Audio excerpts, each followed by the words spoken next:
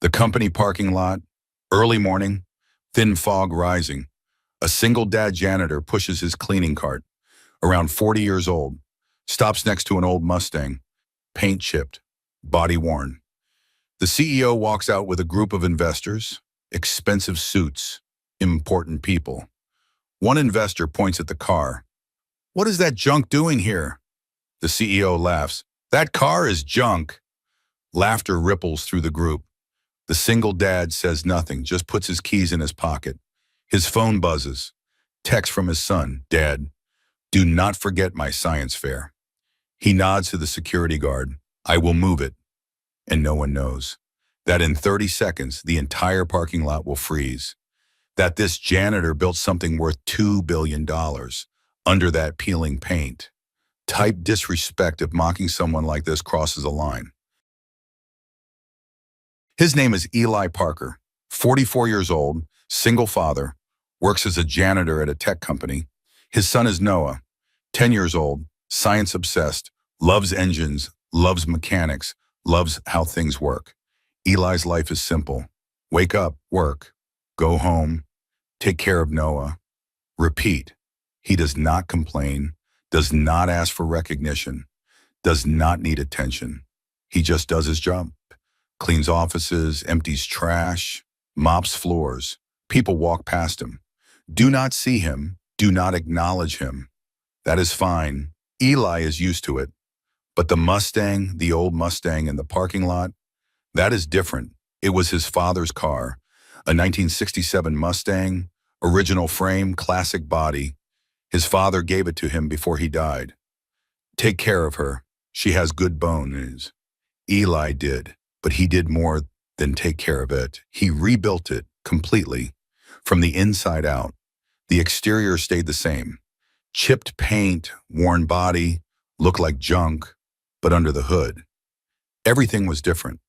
Eli had been an engineer years ago, before Noah was born, before his wife left. He worked at a major automotive company, designing engines, innovating, creating. He was brilliant. His colleagues knew it, his supervisors knew it. But when he proposed a revolutionary engine design, hybrid technology, high efficiency, low emissions, durable, they rejected it. Too risky, too expensive, not proven. Eli tried again, with data, with models, with prototypes. "We appreciate your enthusiasm, but we need to focus on proven technology." Eli kept pushing. "This could change the industry." "Mr. Parker, you do not have the credentials to make these decisions. You are a junior engineer. Let the senior team handle strategy." Eli felt dismissed, undervalued, ignored. Then his wife got pregnant. Noah was coming. Eli needed stability, income, security. He stopped pushing, stopped fighting, focused on his family. But his wife left anyway. When Noah was 2, "I did not sign up for this life." Eli raised Noah alone. His engineering job was demanding. Long hours, late nights, travel. He could not do it alone, could not be both engineer and single father. So he made a choice. He quit engineering, took a janitorial job, steady hours, no travel, benefits. It paid less, much less. But it gave him time with Noah. And at night, after Noah went to bed, Eli worked on the engine, not for fame, not for money, just because he believed in it. He built the prototype in his garage, with his own hands, his own tools, his own time. 6 years, piece by piece, component by component. He used the Mustang as the test vehicle because it was already there, already his, already meaningful. The frame was old, the paint was chipped, the body was worn, but the engine was revolutionary. High performance, low emissions, fuel efficient, durable, reliable. Everything he had designed, everything he had proposed, everything they had rejected, built, proven, working. Eli did not tell anyone, did not advertise, did not seek recognition. He just drove it to work, to the grocery store, to Noah's school, and people saw an old car, a janitor's car, junk, They did not see the innovation, the genius, the years of work. That was fine. Eli did not need them to see it. He knew what it was. Noah knew what it was. That was enough. But this morning, when the CEO laughed, when the investors mocked, something shifted. Not anger, not pride, just clarity. These people judged everything by appearance, by status, by surface. They could not see value unless it was wrapped in polish. Eli decided, just this once, he would show them, not to prove himself, but to teach them, that real innovation does not need a showroom. It needs substance. And the janitor they ignored built something they could not. After the CEO's comment, after the laughter, Eli just nodded. I will move the car. He started walking toward it. The investors were still chuckling, making jokes. Does it even run? Probably held together with duct tape, the CEO added. Nice hobby, though. We appreciate employees with hobbies. Condescending, dismissive, performative kindness. Eli said nothing, just opened the driver's door. But before he got in, a manager approached, someone Eli had cleaned offices for many times. Hey, Eli, maybe park in the back lot from now on? We have important guests coming in. Eli looked at him. This is the employee lot.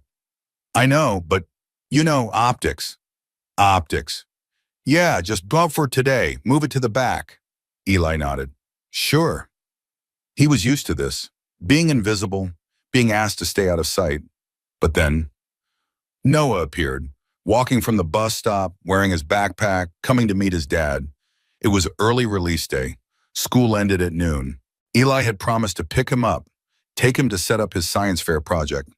Noah saw the crowd, saw his dad's car, saw the people laughing. He walked up, confused.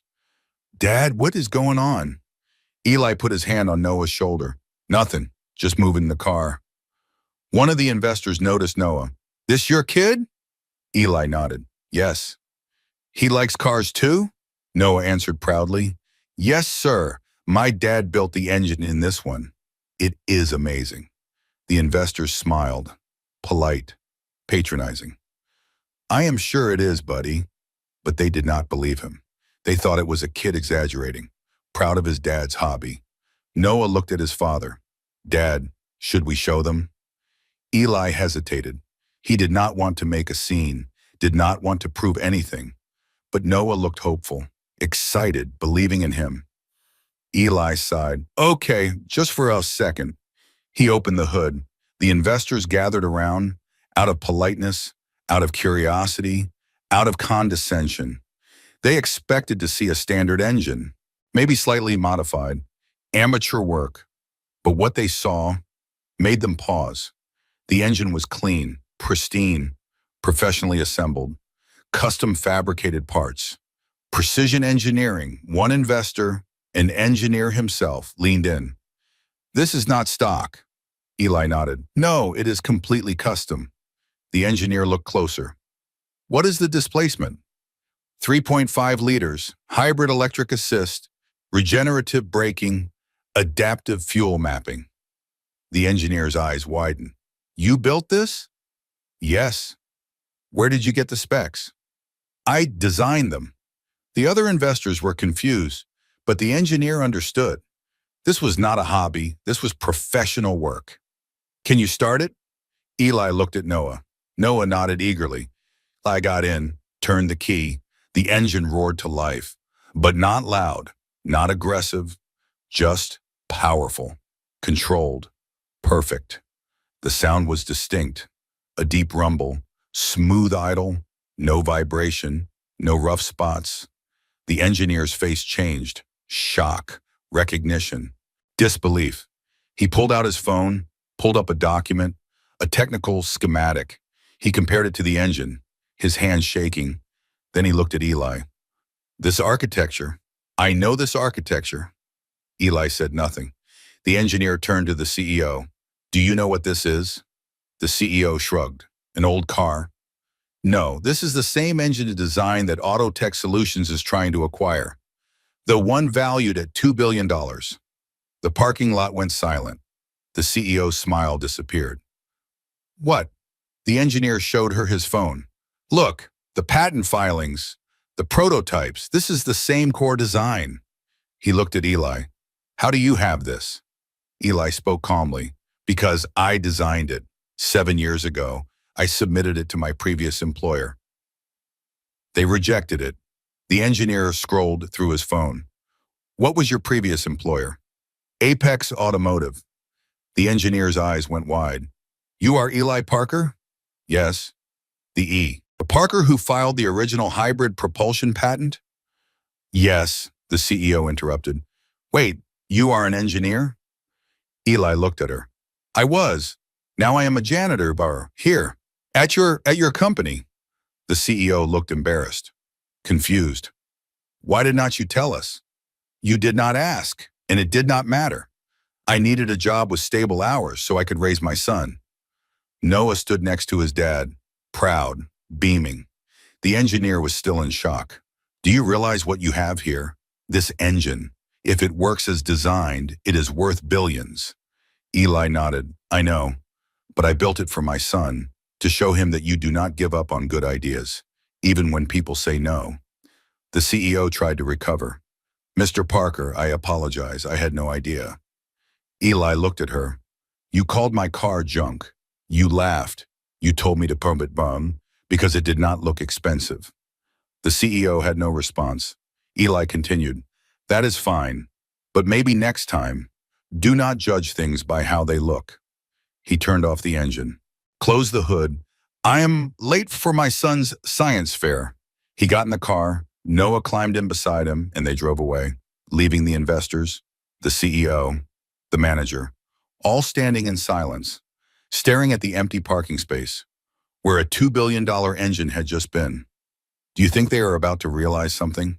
Comment, wait. The CEO called an emergency meeting that afternoon. All senior leadership and the investor engineer. We need to talk about Eli Parker, the engineer. His name was Dr. Marcus Chen, specialist in automotive propulsion systems. He presented to the room. Eli Parker is not just a janitor. He is one of the most innovative engineers in hybrid propulsion. The leadership team looked confused. The janitor? Dr. Chen pulled up documents, patents, filings, research papers. 7 years ago, Eli Parker was a junior engineer at Apex Automotive. He proposed a revolutionary hybrid engine design.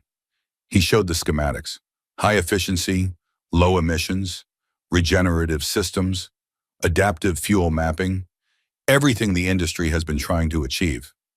Apex rejected it, too risky, too expensive, unproven. The CEO leaned forward. So he built it himself? Yes, in his garage, over 6 years, using his father's Mustang as the test platform. Dr. Chen pulled up more data. 3 months ago, Autotech Solutions filed for a similar patent. Very similar. They claim independent development. But the core architecture, it is almost identical to Parker's original design. How much is Autotech's patent worth? $2 billion in current acquisition talks. The room went silent. The CEO asked, Does Eli know this?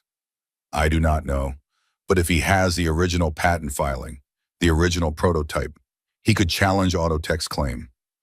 The CFO spoke up. Why has not he done that? Dr. Chen shrugged. Maybe he does not know. Maybe he does not care. Maybe he is focused on raising his son. The CEO felt shame, deep shame. We mocked him. I mocked him. Called his car junk. No one responded. The CEO made a decision. We need to make this right. That evening, the CEO went to Eli's apartment. Small building, modest neighborhood. She knocked. Eli answered, still in his work uniform, surprised. Ms. Reeves, what are you doing here? Can we talk? Eli hesitated, then let her in. The apartment was small, clean, organized, photos of Noah everywhere, school projects on the walls. The CEO sat down. I came to apologize for this morning, for what I said, for how I treated you. Eli nodded. Okay. And to tell you something important, do you know about Autotech Solutions, the automotive company? Yes, they filed a patent for a hybrid propulsion system, very similar to your design. Eli's expression did not change. I know. The CEO was surprised. You know? Yes, I have been following it for 2 years. Why have not you challenged it? Eli shrugged. I shrugged. Because I do not have money for lawyers, and I do not have time for legal battles. I have a son to raise. But it is your design, worth billions. Eli looked at her. Money does not matter if I lose time with Noah. He is 10. I only have a few more years before he does not need me as much. I am not giving that up for a lawsuit. The CEO understood, but pressed. What if we helped? Our company, we could provide legal support, resources, fight on your behalf. Why would you do that? Because it is the right thing to, and because I was wrong about you, completely wrong. Eli considered. What would you want in return? The CEO was honest. Partnership. If we win, we would want to license the technology, bring it to market, with you as lead engineer. I am a janitor now. You are an engineer, you always were. The janitorial job was just a way to survive. Eli thought about Noah, about the science fair, about the future. I need conditions. Name them. First, I keep my hours, 9 to 5, no weekends, no late nights. Noah comes first. Agreed. Second, I keep creative control. No one overrides my engineering decisions. Agreed. Third, Noah gets a full scholarship to any university he chooses. Engineering program. The CEO smiled. Agreed. Anything else? Eli paused. Respect for all employees, janitors, security, cafeteria workers, everyone. No one gets mocked. No one gets dismissed. The CEO nodded. You have my word. They shook hands. The next day, the company announced Eli Parker, Chief Engineer, Hybrid Propulsion Division. The news spread fast. The janitor is now Chief Engineer? The guy with the old Mustang? The one we laughed at yesterday? Employees felt embarrassed, ashamed, humbled. Darsh Chen joined the team as senior advisor. He and Eli worked together, refining the design, preparing for production. Legal moved fast, filed challenges to Autotech's patent with Eli's original documentation, original prototypes, original filings. Autotech tried to fight, but the evidence was clear. Eli designed it first, built it first, proved it first. Within 3 months, Autotech settled, acknowledged Eli's priority, paid licensing fees. The technology was valued, officially. At $2.3 billion, Eli became wealthy overnight, but his life did not change much. Same apartment, same Mustang, same priorities, except now he worked in engineering, doing what he loved on his terms.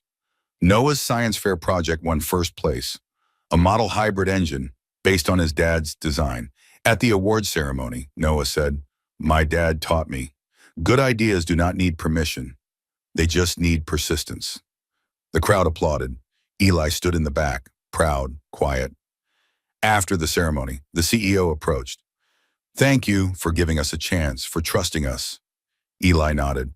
"Thank you for seeing past the uniform." "I almost did not, and that would have been the biggest mistake of my career." Eli smiled. "People make mistakes. What matters is what they do after." The CEO agreed. "We are implementing new policies, respect training, bias awareness, making sure no one else gets overlooked." "Good, because there are probably other people like me, working jobs below their potential, just trying to survive." "You are right, and we are going to find them, recognize them, support them." Eli appreciated that. That is all I wanted. As Eli and Noah walked to the parking lot, to the old Mustang, Noah asked, "Dad, are you going to get a new car now, since you are rich?" Eli laughed. "No, this car is perfect." But people called it junk. People call lots of things junk when they do not understand them. That does not make them junk. Noah thought about it. So the car was always valuable. People just could not see it. Exactly. Like you. Eli hugged his son. Like all of us. We are all valuable, even when people do not see it. They got in the car. started the engine, the perfect rumble, and drove home. Together. Did that valuation shock you? Comment 2 6 months later. Eli's engine went into production. Not in the old Mustang, but in a new line of vehicles. Affordable, efficient, revolutionary. The first cars rolled off the assembly line. The CEO invited Eli to the ceremony. Eli brought Noah. Noah wore a suit, proud, excited. The CEO gave a speech to employees, to media, to investors. 6 months ago, I made a terrible mistake. I judged someone by appearance, by position, by assumptions. She pointed to Eli. That man is the reason we are here today, not because of his title, but because of his genius, his persistence, his integrity. She paused. I called his car junk. I loudly laughed at him. I dismissed him, and I was completely wrong. The crowd listened, silent, respectful. Eli Parker taught me something. That innovation does not come with credentials. It comes with dedication, and that we miss incredible talent when we judge people by their uniforms. She looked directly at Eli. Thank you for giving us a second chance, for trusting us with your vision. Eli nodded, humble, gracious. After the ceremony, employees approached Eli. Many were janitors, security guards, cafeteria workers. Thank you for showing them we matter. Eli shook their hands. You always mattered. They just needed to see it. One janitor, an older man, asked quietly, do you have any advice for people like us? Eli thought carefully. Do not let your job define your worth. You are more than your position.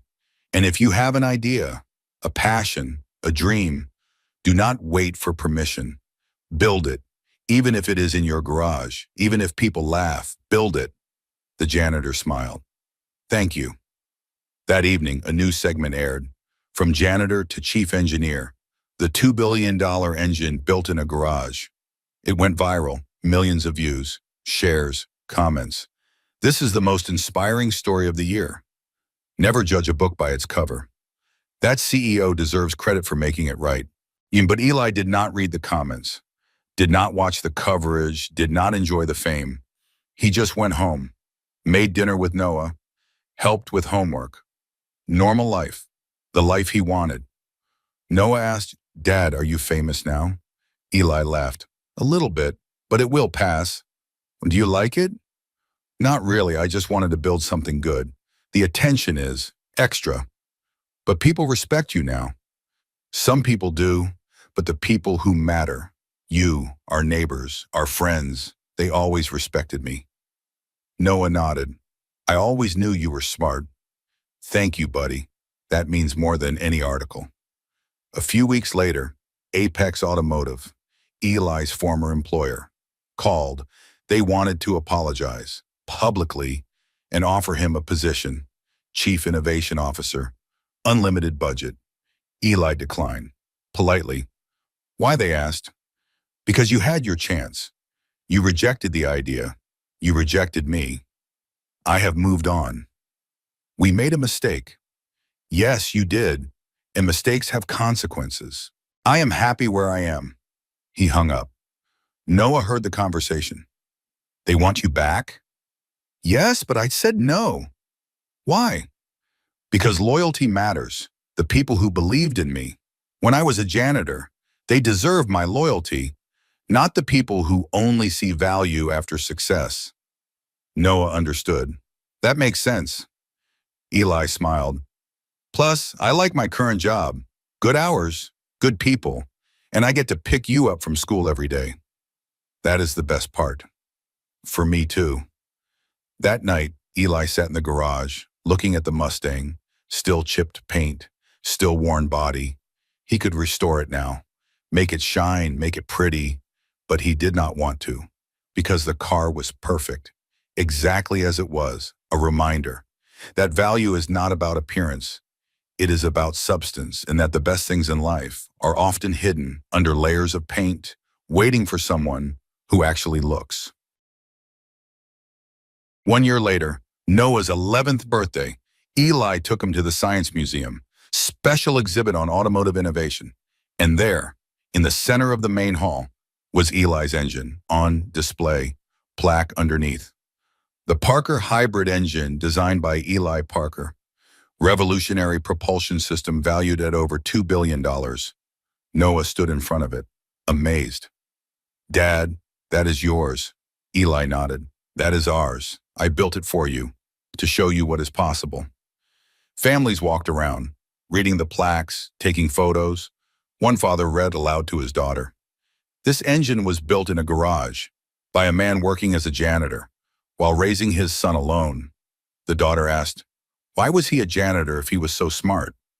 The father thought, because sometimes life is complicated and smart people do what they need to take care of their families. Eli smiled, hearing that. Noah whispered, "Dad, was it junk?" Eli knelt down, eye level with his son. People thought so, because they only looked at the outside, they did not look deeper. But you knew. I knew. And you knew. And that was enough. Noah hugged him. "I am proud of you." "I am proud of you too. You are the reason I kept building, kept believing, kept going." They walked through the exhibit, hand in hand. At the exit, a young man approached, college-age engineering student. "Excuse me, are you Eli Parker?" Eli nodded. "Yes. I read about you. Your story inspired me. I am studying engineering, but I work nights as a custodian to pay for school." Eli shook his hand. "That is good work, honest work. But people look down on me. They do not take me seriously." Eli understood. "Let me tell you something.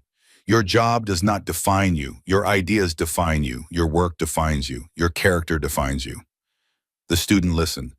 People will judge. People will dismiss. People will laugh. Let them. Because they do not matter. What matters is what you build, what you create, what you contribute. Did it bother you when they called your car junk? Eli smiled. "A little, but then I remembered. Their opinion does not change the reality. The engine was still brilliant. The car was still valuable. Their words were just noise." The student nodded. "Thank you. I needed to hear that. Keep building, keep learning, keep believing. The world needs engineers like you." As they walked away, Noah asked, "Do you still have the Mustang?" "Of course. Are you ever going to fix the paint?" Eli laughed. "No, I like it this way. It reminds me that what matters is under the hood, not on the surface." "Will you teach me to build engines?"